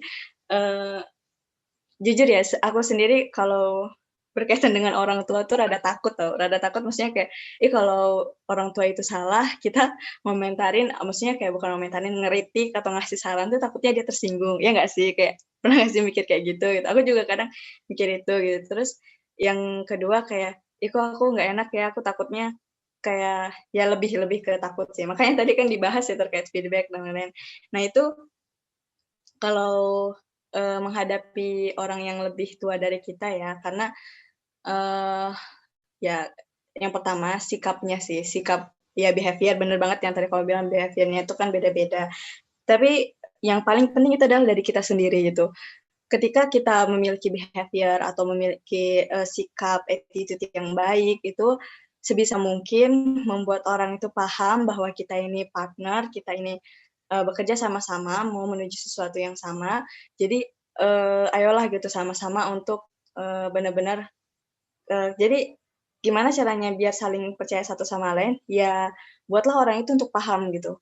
Jadi kalau orang itu udah paham kayak apa yang kita sampaikan dengan partner kita, ya udah berarti ya udah gitu kayak percaya. Namun tentang kepercayaan itu sendiri ya, memang perlu waktu beberapa ya maksudnya perlu waktu beberapa hari atau beberapa bulan kayak gitu. Tapi ketika kita baru memulai untuk percaya sama orang itu, yang pertama yang kita lakukan tuh cari background-nya dia, cari history dia, jejak-jejaknya dia dulu tuh kayak gimana gitu. Kita nggak mungkin dong kayak berpartner sama orang tanpa tahu orang itu udah ngapain aja kan. Nah, kalau dari aku sendiri kayak, oh orang ini udah paham nih bagian ini, oh orang ini udah paham bagian ini, oh orang ini orang ini belum memahami ini, oh berarti nanti aku ada di bagian orang ini yang belum memahami ini gitu. Nah, ya udah kan nanti karena udah saling mengerti satu sama lain, udah tahu kekurangan dan kelemahannya, kelebihan dan kelemahannya, ya udah itu bisa kayak ningkatin kepercayaan itu sendiri gitu. Itu kan sama partner ya. Kayak gitu Fatan. Mungkin Fatan ada jawaban lain yang tadi nanya itu udah tergambar. Mungkin ada hubungannya sama compassion ya Kak, kayak seperti misalnya ketika kita udah mencari tahu terkait background-nya itu kan kita mungkin bisa memberi reward untuk apa? Jadi engage interpersonal gitu ya Kak. Iya, bisa sih. Bisa kok bisa. Tapi ya compassion itu lebih mengerti sih ya. Iya, mengerti tentang dirinya sendiri kan. Kalau misalnya dirimu mau nanti kayak ada reward atau appreciate buat kinerjanya dia, ya itu lebih bagus gitu. Oh iya Kak. Baik Kak, terima kasih Kak atas jawabannya Kak. Ya, terima kasih kembali. Ya tadi izin ya silakan Kasturi. Iya Kak, saya Kasturi Amalia dari kelas biologi C. Izin bertanya terkait yang pemimpin hebat peduli pada timnya itu kan ada dijelaskan bahwa bisa dekat secara personal. Nah, yang ingin saya tanyakan itu bagaimana dekat secara personal tapi tetap profesional. Maksudnya tanpa mempengaruhi kita terhadap kinerja dari suatu tim tersebut. Apabila sudah dijelaskan, saya mohon maaf, sepertinya saya terlewat. Terima kasih sebelumnya. Oh ya, gimana maksudnya dekat personal tapi apa tadi? Tapi tetap profesional. Oh, tapi tetap profesional ya. Maksudnya apa ya? Nggak gini loh. Mungkin apa ya? Kalau aku sendiri ya, misalnya membangun sebuah komunitas itu kayak keprofesionalan itu dibangun karena ya merasa apa ya saling memiliki satu sama lain, tapi tidak dalam tanda kutip kayak ya kita profesional gitu. Mungkin cara yang pertama ya di dalam founder agreement itu kalau bagi aku sesama internal itu tidak boleh ada yang memiliki hubungan yang spesial gitu. Jadi kita semua dekat gitu di dalam satu perkumpulan itu dekat, tapi kalau bisa tuh jangan sampai misalnya ada yang kayak pacaran atau memiliki apa ya hubungan yang spesial gitu, intinya itu kan. Dan biasanya karena gini, susah banget loh teman, jujur ketika aku berpartner dengan orang yang misalnya kayak punya apa ya orang yang spesial gitu kayak kok aku sungkan gitu. Nanti jatuhnya tuh moody gitu. Karena aku pernah ngalami juga kan berpartner sama orang tapi bukan di bisnis gitu kayak kok dia gitu sih. Jadi kayaknya nanti jatuhnya tuh moody terus akunya jadi nggak jadi nggak good mood gitu. Terus nanti kayak kinerjanya juga dipengaruhi oleh mood. Makanya dalam satu organisasi atau satu perkumpulan ya dalam startup itulah intinya jelaskan sejelas-jelasnya founder agreement-nya tuh kayak gimana biar nanti kinerjanya kalian itu apa ya bisa bagus gitu. Maksudnya itu kan founder agreement kan kesepakatan sesama founder atau mungkin nanti ada beberapa hal founder itu bisa membuat kesepakatan dengan karyawan juga yang mana ya itu sangat-sangat penting gitu biar kerja kalian juga profesional. Dan nanti di founder agreement juga harus ada apa ya punishment gitu, semisal founder atau karyawannya itu ya tidak melakukan kinerja dengan baik gitu. Itu sih kalau dari diriku. Dan pokoknya dekat secara personal ini kekeluargaannya tuh harus benar-benar melekat gitu. Gimana caranya ya kalian tuh ketemuan secara langsung, kayak kalau kita udah ketemu gitu ya, udah oh kakak ini, oh orang ini, oh adik ini ternyata kayak gini ya orangnya gitu. Jadi mereka tuh bisa mengerti gitu dengan cara melihat ekspresi kita secara langsung gitu. Terus ya sikap kita ke mereka tuh kayak gimana gitu. Profesional tuh kayak gitu kalau dari aku. Gimana Kasturi, apakah dirimu mau menambahkan atau kurang jelas? Izin memberikan sedikit feedback gitu kan untuk konfirmasi. Jadi kayak kita harus tetap bikin batasan antara personal dengan profesionalnya gitu ya Kak. Maksudnya batasan? Jadi batasan dekat secara personal dengan profesi yang kita lakukan gitu ya Kak? Tergantung ya, tergantung orangnya sih. Ya pastilah ada batasan ya. Maksudnya pasti ada batasan. Batasannya ya, misalnya ya, dalam startup itu masih ada yang kuliah ya, batasannya dia memang masih kuliah, tapi dia juga harus profesional dong dalam menjalankan dalam menjalankan tugasnya dia di startup itu gitu.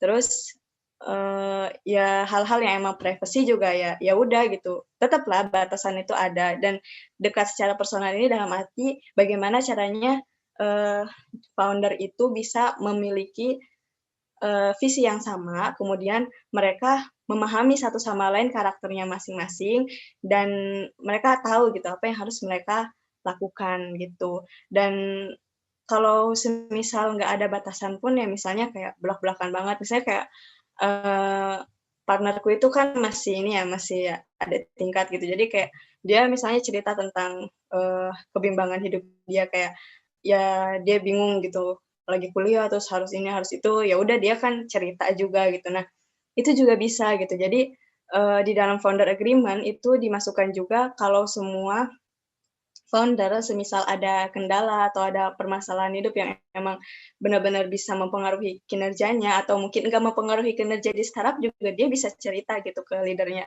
Intinya batasan itu mungkin ada, tapi semisal karena udah saling menganggap kekeluargaan banget, nggak masalah gitu mau open tentang curhat dari kehidupan yang selain dengan berhubungan dengan startup atau dengan bisnisnya, itu nggak masalah sih.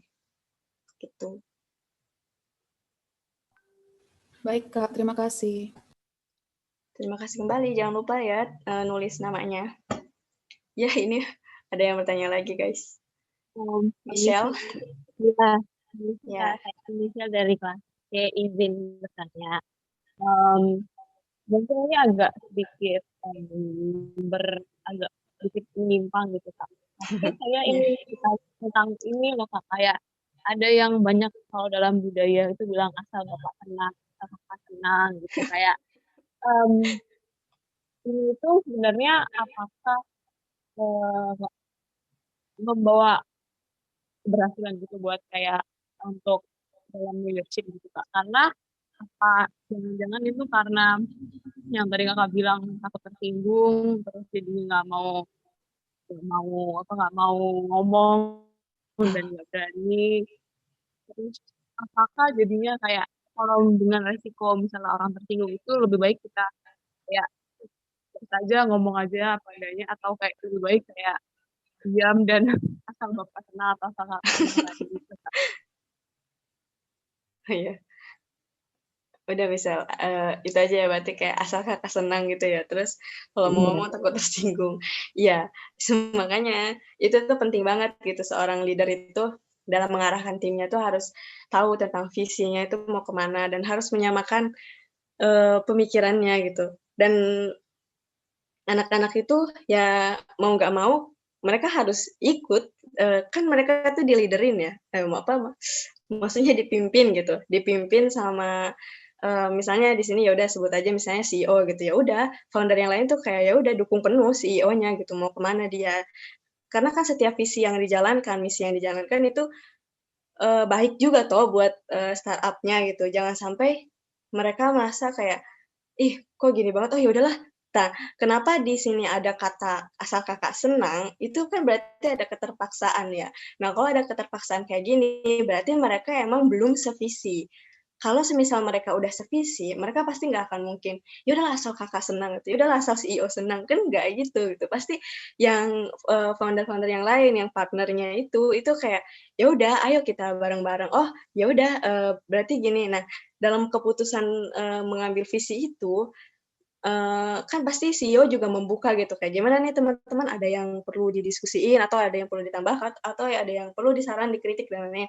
Nah, itu kan terbuka gitu, CEO juga pasti pikirannya itu terbuka gitu, dan dia kan udah biasa ya kayak dikritik atau disaran gini-gini. Nah, itu bisa apa ya, di situ bisa membangun, dan balik lagi di dalam startup itu atau di dalam bisnis yaitu itu kalau sebisa mungkin ya kekeluarganya itu erat gitu, jangan sampai banget ya, kayak asal Kakak senang, berarti itu kayak ada keterpaksaan. No, gitu. Ini tuh langkah kita bersama. Kamu di sini ada karena kamu mau untuk bergabung, kamu mau untuk belajar dengan saya, dan ya udah ikuti visi saya, semisal visi saya di matamu salah, ya koreksi saya, ya kritik, nanti kan kita bisa diskusiin bareng-bareng gitu. Jangan sampai karena ada yang penting kamu bahagia gitu kan, itu menurutku ngeri banget loh, kayak semoga kalian tidak ini ya, tidak kayak gitu gitu. Karena bisnis ini atau kayak startup ini benar-benar jangkanya itu panjang gitu. Kalau semisal ada yang kayak gitu, berarti itu keterpaksaan banget. Nah, sebisa mungkin tugasnya dari seorang leader itu membuat satu visi, membuat mereka semua memiliki pemikiran dan tujuan yang sama itu bagaimana, sehingga tidak ada keterpaksaan gitu. Dan itu makanya penting banget kan seorang leader yang baik itu punya visi, dan dia harus tahu, dan dia tahu harus kemana dia melangkah. Gitu, Michelle. Oh iya, baik. Berarti untuk itu harus cari yang visi gitu ya, dengan yang agak susah dan seperti itu ya. Iya, karena gini, startup itu dibangun apa ya, pengalamanku ya, kayak nyari orang tuh kan susah ya. Jadi aku tuh ya mohon-mohon lah sama orang ya. Aku misalnya jujur ya, aku orang nggak bisa desain, aku nggak bisa Photoshop, aku nggak bisa Corel Draw, pokoknya aku nggak bisa desain gitu ya. Aku nyari orang-orang yang bisa desain gitu. Siapa ya kan? Ya udah aku cari dia gitu. Terus ya aku nggak bisa, ya pokoknya banyak lah yang nggak bisanya gitu. Oh, aku nggak bisa website gitu, aku nggak bisa programmer gitu. Ya cari orang-orang yang ini. Nah, ketika minta mereka untuk gabung, ya itu kan mereka pasti nanya, "Mau ngapain sih nanti?" "Oh, mau ini," gitu.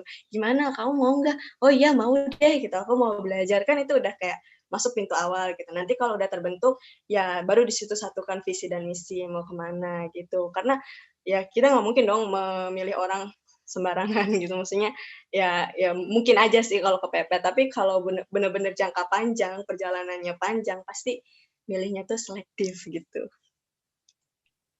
Oh iya, terima kasih atas penjelasannya. Ya, sama-sama. Ya, mungkin Rizky Budi. Ya, saya izin bertanya Kak, ini Rizky Budi dari Biologi C. Tadi setelah disampaikan oleh asisten beberapa poin terkait dengan pemimpin yang efektif. Yaitu salah satunya itu adalah mendorong tim untuk bertumbuh dan membangun hubungan interpersonal yang baik. Nah, setelah itu kita memahami satu persatu kepribadian dan kepribadian dari tim yang kita bentuk. Nah, apabila tim yang kita bentuk ini terdapat misal di sebuah startup yang kita bangun itu ada beberapa tim. Nah, di antara salah satu timnya itu ada yang membuat dampak buruk bagi tim yang lainnya atau bahkan menjadi beban bagi tim yang lainnya. Nah, bagaimana cara menanggulanginya, Kak? Terima kasih. Dampak buruk ya. Ini bisa spesifikin nggak dampak buruknya itu apa? Apakah dia misalnya sering hilang rapat, atau dia tidak melakukan job-nya, atau Iya, jadi hilang? misal ada tim A dan tim B, Kak. Nah, kinerja dari tim A ini mempengaruhi kinerja tim B. Nah, misalnya pekerjaan yang diselesaikan oleh tim A ini tidak baik, tidak sesuai standar operasional. Nah, oleh sebab itu tim B itu terdampak karena hasil yang dihasilkan oleh tim A itu tidak sesuai begitu, Kak. Iya, emang kadang ya dalam running itu ada beberapa hal yang ketidaksesuaian itu pasti terjadi. Itu juga aku alami juga gitu. Karena gini loh teman-teman, kalau misalnya kita udah ngejelasin, kamu nanti ngerjain ini ya buat Y gitu kan.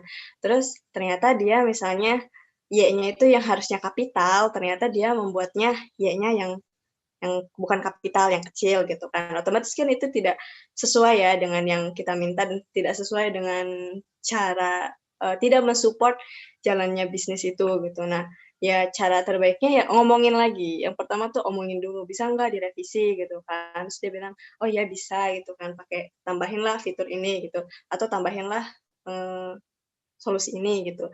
Dan ya udah kan. Nah, bisa juga nih kayak kita kan masih sama-sama untuk tumbuh ya, masih sama-sama memerlukan satu sama lain gitu. Sebuah startup yang dibentuk itu pasti kayak udah tersusun, oh ini loh SDM yang diperlukan gitu, SDM yang benar-benar, wah ini nih udah tim ini udah komplit gitu. Tapi dalam proses perjalanannya ternyata misalnya kan apa ya, ada CEO, CMO, CFO, CTO gitu-gitu kan.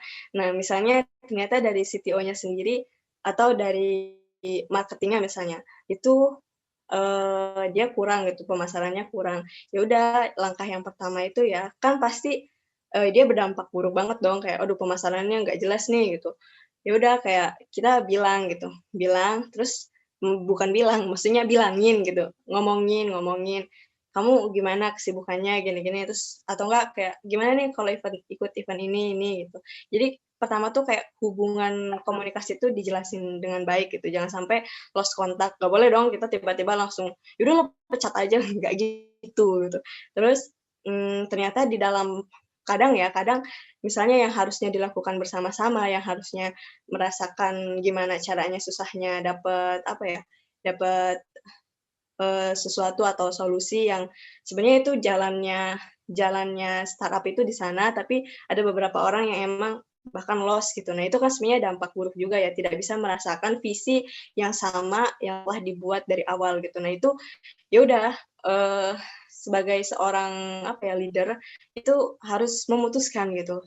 Jujur kayak apapun itu keputusannya, ya itu mungkin yang terbaik gitu. Jadi kalau aku sendiri ya ada tim yang emang kayak ya menurutku nggak terlalu buruk, tapi yang seharusnya dia ada tapi ternyata tidak ada, ya tanyakan ulang gitu, tanyakan ulang, evaluasi. Nah, penting ya untuk evaluasi, jadi evaluasi karena kita tidak bisa bertemu secara offline, bertemu online di grup gitu kan, tanya kalian masih minat nggak untuk di sini gitu. Semisal minat ya respon minat gitu kan.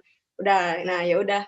Nanti kan di situ dari respon itu kelihatan orang yang nggak minat yang mungkin bukan karena nggak minat ya, hanya sebatas kayak membantu atau ya gue bakalan jalan kalau lo yang nyuruh gue gitu. Nah itu kan sebenarnya bisa menghambat juga ya, kayak kita tuh tumbuh bareng gitu, jangan sampai nunggu disuruh aja. Harusnya kan kayak kalau ada rapat mungkin bisa meeting juga kan, bisa ngasih gagasan gimana nih, apalagi di bagian sudut pandangnya seorang CTO atau seorang yang ya ahli-ahli alat atau marketing kayak gitu. Itu kan harusnya ada gitu di sana. Nah, karena dia berpikir seperti itu, jadi seorang leader ya harus memutuskan, oh berarti anak ini lanjut, misal tetap harus disuruh kayak gitu. Itu kan sebenarnya berarti kan tidak memiliki visi yang sama kan.